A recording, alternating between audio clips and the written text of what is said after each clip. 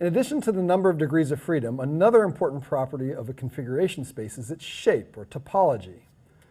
Consider a plane and the surface of a sphere, for example.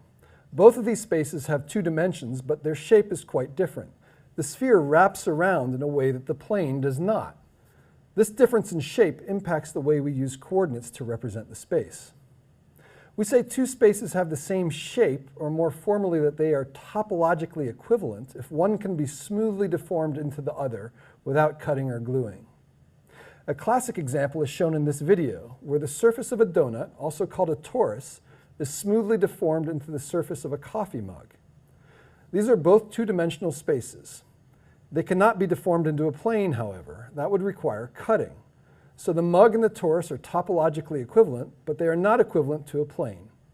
The topology of a space is a fundamental property and is not affected by our choice of how to represent the space with coordinates. Some topologically distinct one-dimensional spaces are the circle, the line, and a closed interval of the line. Topologically distinct two-dimensional spaces include the plane, the surface of a sphere, the surface of a torus, and the surface of a cylinder. Let's look at some examples of physical systems with two-dimensional C-spaces. The first is a point moving in a plane. The topology of this C-space is just a two-dimensional Euclidean space, and a configuration can be represented by two real numbers. A spherical pendulum pivots about the center of the sphere, and the topology of the C-space is the two-dimensional surface of a sphere. A configuration can be represented by latitude and longitude. The C-space of a 2R robot is a torus, and a configuration can be represented by two coordinates ranging from 0 to 2 pi. And finally, the C-space of a rotating sliding knob is a cylinder, and a configuration can be represented by one real number representing the sliding distance, and one angle between 0 and 2 pi. The topology of each C-space, as you see in the middle column, does not depend on how we decide to represent the space using coordinates, whereas the representation in coordinates depends on an arbitrary choice, such as where we define the 0 angle for each joint of the 2R robot. Let's focus on the 2R robot. The topology of the C-space is a torus. We can represent the torus using two joint angle coordinates ranging between 0 and 2 pi.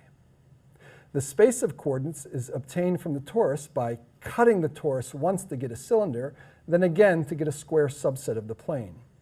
Because of this cutting, which means that the square and the torus do not have the same topology, even if the configuration on the torus moves smoothly, the coordinate representation changes discontinuously at 0 and 2 pi.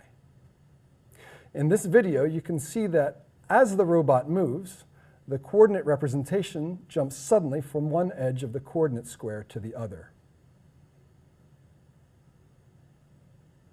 Now let's focus on the rotating and sliding knob.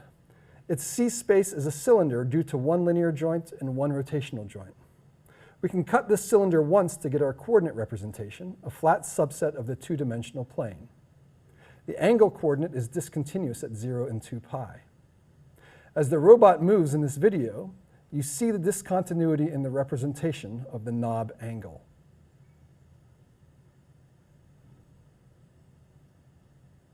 Finally, let's look at the spherical pendulum.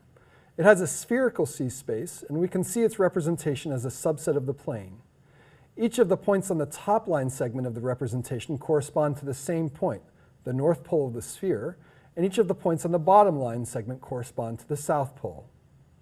This video shows the changing representation as the spherical pendulum moves.